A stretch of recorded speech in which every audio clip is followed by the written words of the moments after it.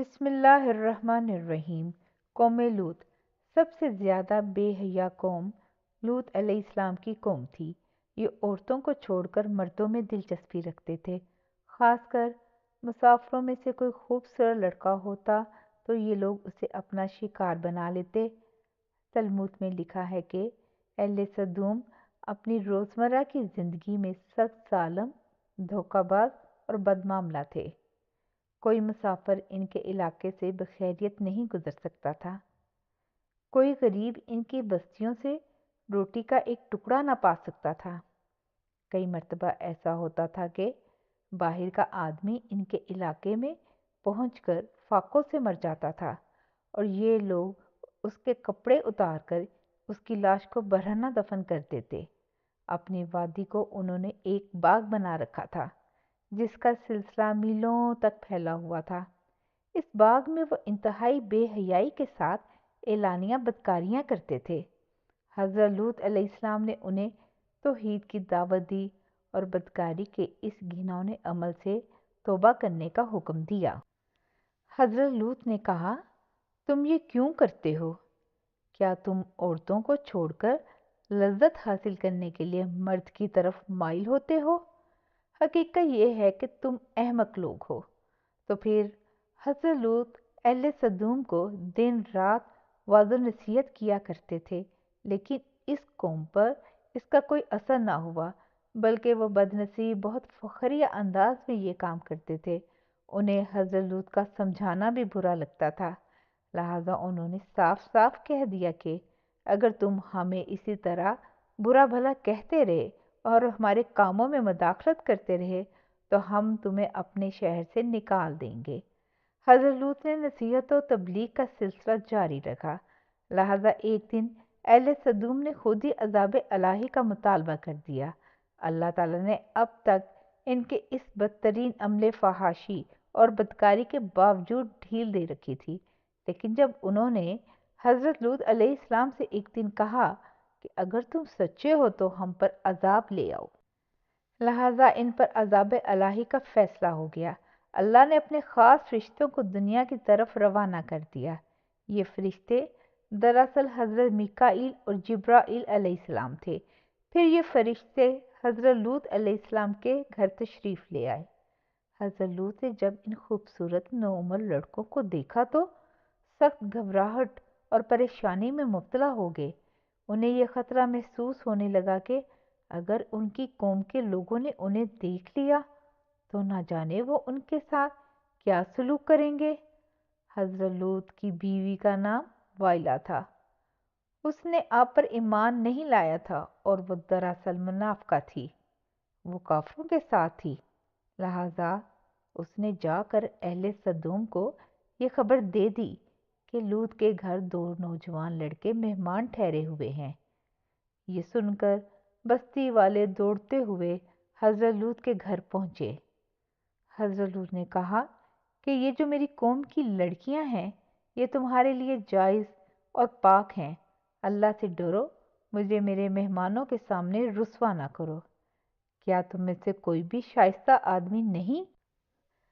حضرت لوط علیہ السلام کی بات سن کر وہ لوگ بولے، تم بخوبی واقف ہو کہ ہمیں تمہاری بیٹیوں سے کوئی حاجت نہیں، اور جو ہماری اصل چاہت ہے اس سے تم بخوبی واقف ہو۔ قوم لوط کے اس شرمسار جواب سے اندازہ لگایا جا سکتا ہے کہ وہ فعل بد میں کس حد تک مبتلا ہو چکے تھے۔ جب حضرت لوط علیہ السلام کی قوم ان کے گھر کی طرف دوڑتی ہوئی آئی تو حضرت لوط نے گھر کے دروازے بند کر دیے اور ان نوجوانوں کو کمرے میں چھپا دیا۔ ان بدکار لوگوں نے آپ کے گھر کا گھیراؤ کیا ہوا تھا اور ان میں سے کچھ گھر کی دیوار پر بھی چڑھنے کی کوشش کر رہے تھے۔ حضرت لوط علیہ السلام اپنے مہمانوں کی عزت کے خیال سے بہت زیادہ گھبرائے ہوئے تھے۔ فرشتے یہ سب منظر دیکھ رہے تھے۔ جب انہوں نے حضرت لوط علیہ السلام کی بے بسی اور پریشانی کا یہ عالم دیکھا تو حقیقت سے پردہ اٹھاتے ہوئے یوں فرمایا، اے لوط، ہم تمہارے رب کے بھیجے ہوئے فرشتے ہیں، یہ لوگ ہرگز تم تک نہیں پہنچ سکیں گے۔ ابھی کچھ رات باقی ہے تو اپنے گھر والوں کو لے کر چل دو اور تم میں سے کوئی شخص پیچھے مڑ کر نہ دیکھے۔ اہل سدوم حضرت لوط علیہ السلام کے گھر کا دروازہ توڑنے پر بضد تھے کہ حضرت جبرائیل علیہ السلام نے گھر سے باہر نکل کر اپنے پر کا ایک کونا انہیں مارا، جس سے ان کی آنکھوں کے ڈھیلے باہر نکل آئے اور بصارت زائل ہو گئی۔ یہ خاص عذاب ان لوگوں کو پہنچا جو حضرت لوط کے پاس بدنیتی سے آئے تھے۔ حضرت لوط علیہ السلام حقیقت حال جان کر مطمئن ہو گئے اور اپنے گھر والوں کے ساتھ رات کو ہی نکل کھڑے ہوئے، لیکن پھر بھی ان کی بیوی ان کے ساتھ تھی۔ لیکن کچھ دور جا کر وہ واپس اپنی قوم کی طرف پلٹ گئی اور قوم کے ساتھ جہنم واصل ہو گئی۔ صبح کا آغاز ہوا تو اللہ کے حکم سے حضرت جبرائیل نے بستی کو اوپر سے اکھاڑ دیا اور پھر اپنے بازو پر رکھ کر آسمان پر چڑھ گئے، یہاں تک کہ آسمان والوں نے بستی کے کتے کے بھونکنے اور مرغوں کے بولنے کی آوازیں سنی۔ پھر اس بستی کو زمین پر دے مارا، جس کے بعد ان پر پتھروں کی بارش ہوئی۔ ہر پتھر پر مرنے والے کا نام لکھا ہوا تھا۔ جب یہ پتھر ان کو لگتے تو ان کے سر پاش پاش ہو جاتے۔ صبح سویرے شروع ہونے والا یہ عذاب اشراق تک پوری بستی کو نیست و نابود کر چکا تھا۔ قوم لوط کی ان خوبصورت بستیوں کو اللہ نے ایک انتہائی بدبودار اور سیاہ جیل میں تبدیل کر دیا، جس کے پانی سے رہتی دنیا تک کوئی فائدہ نہیں اٹھایا جا سکتا۔ سمندر کے اس حصے میں کوئی جاندار مچھلی، مینڈک وغیرہ زندہ نہیں رہ سکتے، اسی لیے اسے ڈیڈ سی یعنی بحر مردار کہا جاتا ہے، جو اسرائیل اور اردن کے درمیان واقع ہے۔ ماہرین آثار نے 10 سالوں کی تحقیق و جستجو کے بعد اس تباہ شدہ شہر کو دریافت کیا تھا۔ تحقیقات سے پتہ چلا تھا کہ اس شہر میں زندگی بالکل ختم ہو چکی ہے۔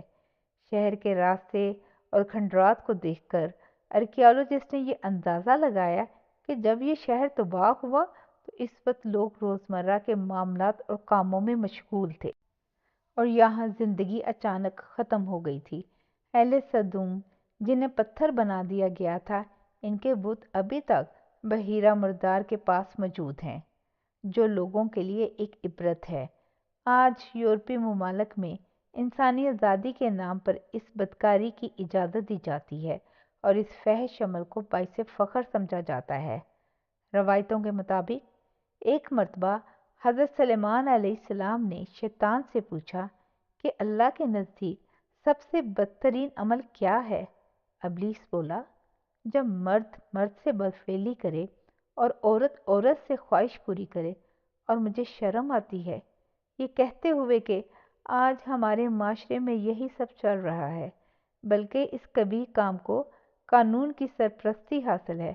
اللہ ہماری دنیاوی اور اخروی زندگی کو بہتر بنانے کی عقل و عمل عطا فرمائے۔ آمین ثم آمین۔ جزاک اللہ خیر۔